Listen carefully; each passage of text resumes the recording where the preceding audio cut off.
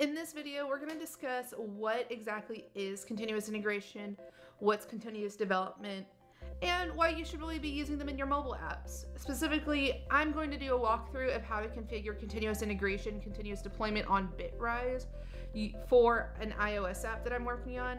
But that doesn't mean that it won't apply for Android apps, if you're developing with React Native, if you're developing with Flutter, it'll work there too. It's just not what I have familiarity with, so that's not what we're going to cover today.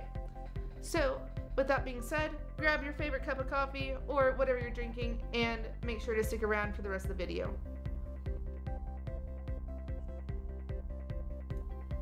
All right, so first things first, what exactly is continuous integration? Especially if this is your first time hearing it, it can seem a little daunting, or you've seen the terms kind of floating around the internet a little bit, but you don't really know what they're used for. So let's talk about what it is. Continuous integration is a software development practice where members of a team, or just a solo dev if you're like me, integrate their work frequently, so at least once a day. So you are coding and you push that all together and you sync it up together.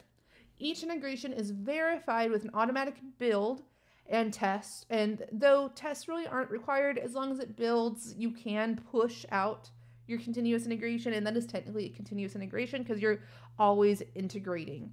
I highly recommend tests, but you don't have to. Do you have to be a team to use continuous integration? I kind of already answered that at the beginning. And no, you can use CI or continuous integration tools with however many people you have working on the project. That could be just yourself. That could be 10 other people. That could be 100 other people. 100 people touching the same code base might get a little messy, but you could do it. And you might also, I use the word integrate in here in this definition, but don't think of integrate like a very scary term. If you're working in a Git and think about like when you're pushing to a remote branch, then you can merge into that main branch. So whenever you push your code, you merge it. That's like integration. So basically this works really well with a hosted Git repo. So like in a GitHub, if you have like a GitHub repo, there's a lot of like continuous integration, continuous deployment tools that you can use. So every time you push to the repo, you can automatically trigger a build. And if you have tests, that'll automatically trigger tests. So that's continuous integration. So where you're continuously, anytime you integrate, anytime you push, anytime you merge, you're going to trigger a build. And that will cause you'll trigger a build. And as long as you trigger that build, you're practicing continuous integration. So continuous deployment is the part that actually happens after continuous integration. So if you're already building the build, the next logical step is to actually deploy it continuously also. And when I say deploy continuously, I also mean deploying without human intervention. So as soon as the app is done building and the tests are done running, then you can just deploy directly to production, or you can deploy to testing and then to production, whichever makes sense for you and what your team or what your app is doing. So just, again, it's automated deployment right after continuous integration. That's why they're generally talked together, CI/CD, because you do continuous integration, your next logical step is to just get it deployed automatically. Because you're doing continuous integration, that means your main source of truth will always be deployed automatically when doing continuous deployment. So it'll happen just like magic. Once you push your code, tests run. There should be lots of tests if you're doing continuous deployment. So if you want your app to be able to, as soon as you push or you merge your feature request into your main branch, it runs the tests. Tests are good. It goes right up to the App Store to get pushed out to TestFlight or to your users. Well, that can happen, but you want to make sure you're testing all the time. So make sure if you're doing continuous deployment, make sure you're testing everything.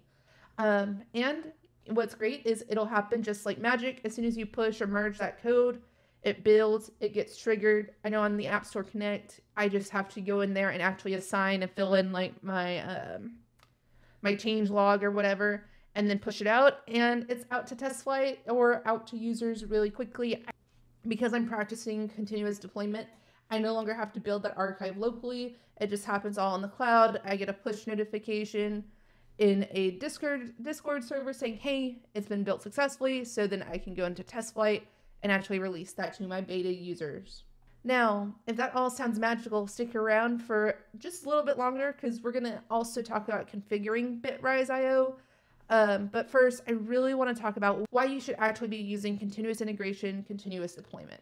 Like I said, I really think you should be using it. I want to highlight why, in case you're still wondering why, and why it's important as a solo developer, because you can probably already start to see why it's useful as a team, because, you get that everyone's integrating together, tests are running all the time, you don't have to wait on Joe to finish feature A, because it's already up there. But as a solo developer, that might not it might not click as easily to figure out, hey, why are you doing this? So I have like 4 reasons why I think everyone should be practicing continuous integration, continuous deployment. And that is, number 1, you can get bug fixes out quickly. So if you're running tests every time you push to the cloud, then you know when or if your app will fail, and if your tests pass, then that bug fix can get out quickly and you don't have to wait for the next big feature release. You just get to push it out, the bug, as quickly as possible. Even if it's just a test flight, you're still pushing out that small code fixes one at a time, which also kind of goes hand in hand with the next thing. Smaller code changes go out to users. So smaller code changes means less unintended consequences. Without continuous integration, continuous deployment, what I was doing before is I would build all these features in, fix a couple bugs, it'd probably be like 3 months. I push the code all out, and then users say, hey, like, this is broken, this is broken, this is broken. And I'm like, well, that's a lot to fix. But then I fix all 3 things, I add in the next round of features, and it's still just going. I mean, and it's just a repeat.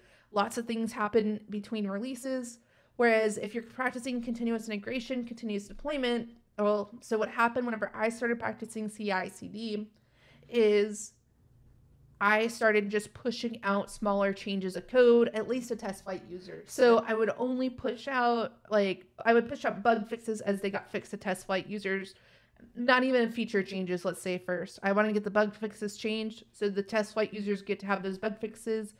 Once, every 2 weeks, roll by, I would just push the change out to the App Store even. That way, changes are out there, users can get them quickly, but they might not be getting features, but at least they're getting smaller code changes so that they can actually, use the app without crashing or actually use the feature because it's no longer breaking. So smaller code changes go out. Smaller code changes means less unintended consequences. So you don't introduce a bug with a huge feature, but you still have all the other bugs to fix. It's still smaller code changes. Also, smaller code changes means it's easier for you to know where something goes wrong.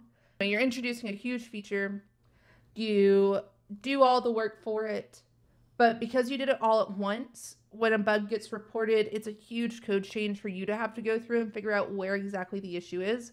Whereas if you did smaller iterations out and about, if you put out smaller iterations, your smaller code changes, and a bug gets introduced in one of those, it's less that you have to go and hunt through.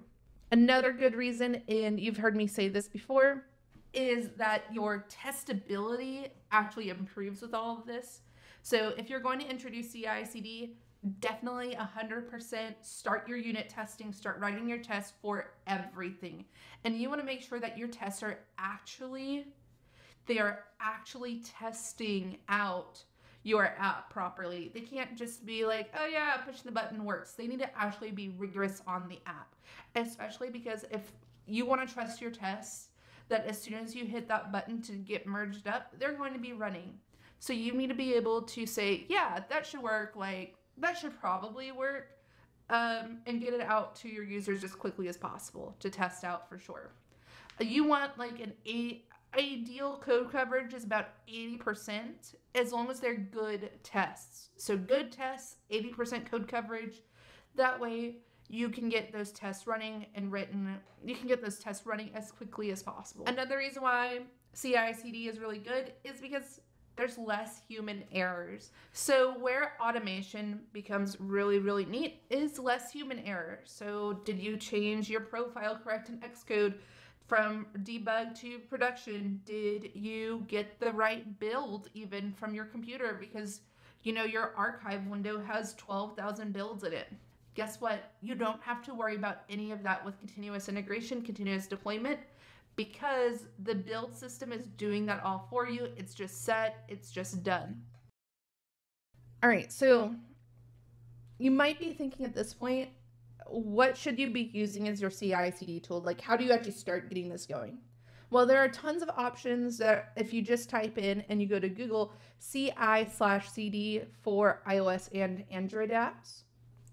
But the one I currently use is Bitrise. There are a couple others I've heard, which are Buddy Build and Fastlane. I'll put links to the description in all three. And to put it out here, because we're going to walk through how to configure Bitrise, this video is not sponsored by Bitrise whatsoever. They didn't ask me to make this video. I'm purely doing it because it was a cool tool that I came across, and I want to talk about how we actually use it in our apps. How can we use it in the real world? That kind of thing. What I like about Bitrise is that it runs in the cloud. I really like things that don't have to run on my machine. I don't have to wait for something to finish on my machine before I want to do the next thing, that kind of stuff. I'm doing like 8,000 things at a time, like making a YouTube channel, planning out a live stream, working on my app, so working, all those fun things. So I like stuff that can run in the cloud, and I know if something's going to go wrong. Go into some screen share mode here and talk about Bitrise a bit. So in here, if we go into the pricing overview, you can actually see like everything is here. It starts at $90 a month. These are kind of scary numbers whenever you're just starting out solo. But if you see here, there is a free hobby tier. So you can sign up for the free hobby tier and you can see the full comparison of all of them. So because I've already registered, we're going to hit settings and we can actually see like what I have per month. My builds can run for 60 minutes, so an hour. If you have a build that's running a bit more than an hour, you might have to upgrade a bit. You can run one build at a time, 200 builds each month. So far, I've done 5. I don't know when the month started, but I've done 5. And I can have 2 members. So this is really good for a hobbyist type project. Project. So I highly recommend just trying it out. You can connect all your major hosted Git repos, so GitHub, Bitbucket, GitLab, that kind of thing. So Bitrise can detect changes that happen to a GitHub repository, GitLab repository, Bitbucket, however you need to set that up. You can get that set up. And it'll trigger a workflow. A workflow are the steps it needs to take to actually build or run the tests, which is pretty nifty. So let's just check out what the workflow looks like for iHog real quick. If you're interested in watching me work on iHog, make sure you hit that subscribe button. I try to work on it live every other Tuesday at about 8 p.m. Central Time. So again, hit that subscribe button, hit the bell, get notified when I go live. Also, while you're down there, hit that like button. That way, YouTube knows that this is a decent video. All right, so how it works is inside the workflow, we activate an SSH key, set our credentials, set the clone, clone the repo down, Bitrise, make sure the cache is empty, all that kind of stuff, and gets the cache. You could actually have a script that does anything here. So like if you wanted to, push things and all that good stuff, you can push things back to the repo, for example. Make sure your profiles are installed. I like to set the Xcode build number. So the Xcode project build number gets actually set via Bitrise.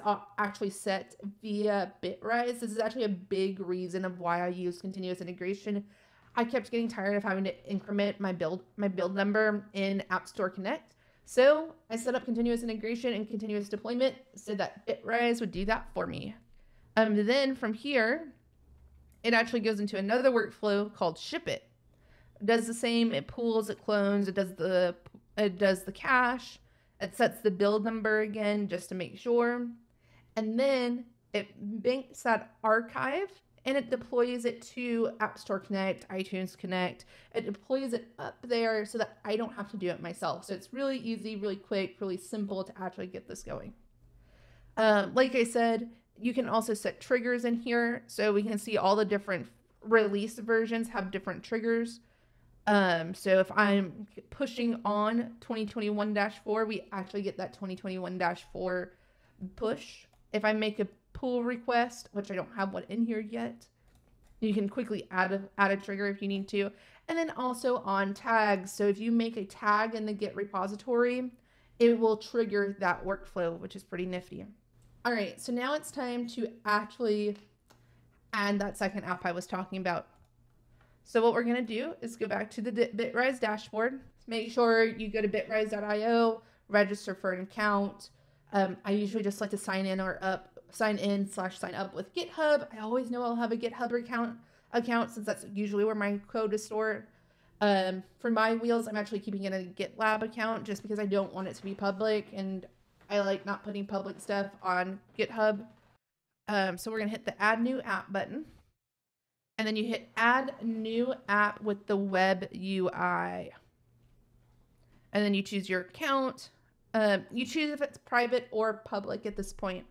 So a private account means only you can see it. A public account means anyone can actually see your logs, see your configs, that kind of thing. You can use environment variables to hide sensitive information. I highly just recommend sticking with private first off while you're getting used to using Bitrise. Like I said, I'm stored in GitLab. I already connected it all, and it is my wheels iOS. So then you select the Git repository, and once it's set up repository access. So how is Bitrise actually going to access the source code? What I like is to auto add SSH key. Great, and that's already done. And choose a branch. It should include the configuration of your project, as Bitrise will need to configure the app based on that. Let's go check what my branch is in GitLab because I don't actually know right off the bat.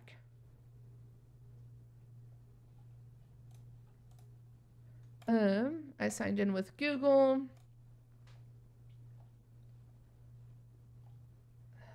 My wheels. I think it should just be main is my branch. But yeah, main is my branch. Like I said, it should just I usually default to just using main. It makes it way easier for me. Then we hit next, and it's gonna configure my app. So take a quick coffee break. Let's grab a coffee, and I'll speed this up in post. It has actually validated and determined that it is an iOS app, which is great. Select an IPA export method. So how are we going to actually export it? I like to just use the App Store. You get to actually choose your iOS stack. I actually go and I change this iOS stack to, and you want to make sure it's targeting exactly what you're working with. So right now it's set to Xcode 12.4.x. I want it to, because I want to target in this app the latest and greatest iOS 15, I'm actually going to choose Xcode 13.0. And Bitrise is pretty good about recognizing the betas and such like that. So that's why there's so many different options when you click. We're going to hit next, confirm that. Great. If I had an app icon, which I might. Okay, so I do have an app icon. So we can drag and drop that app icon in here, add it, choose image and proceed. And then it's going to have a webhook setup. Every time we push code, we can set up a webhook at your code hosting service, which will automatically trigger a build. So this is what actually triggers that build. So we're going to go ahead and register. Great. And they're going to kick off the first build for us. Let's see what happens. And so now it's running. There we go. And because I have two apps in here, if we go back to the dashboard, we'll actually see both apps listed, My Wheels and iHog. They're both iOS apps. and you can go through and see the last couple builds I did on iHog. And that's honestly what it takes to set up Bitrise right here. There's a little bit more in it that you can do, like setting up two-factor and all that kind of stuff. That way, when you push to the App Store, it can automatically push for you. I highly recommend reading the docs. I'm not going to go through all of that, especially if you're not ready. It's just something you kind of, if you have questions about it, feel free to join the Discord. Link in the description, link on the screen here somewhere. Make sure to join the Discord, come ask questions. We are a super awesome community that just want to help each other. We have web developers, platform developers, I think. I'm in it, so app development, that kind of stuff. So again, join the Discord, join the community, come chit chat with us. And if you still have coffee left or your drink of choice left, make sure to finish that up while you're hitting that like button, subscribe for more videos, and I will see y'all in the next one. Bye.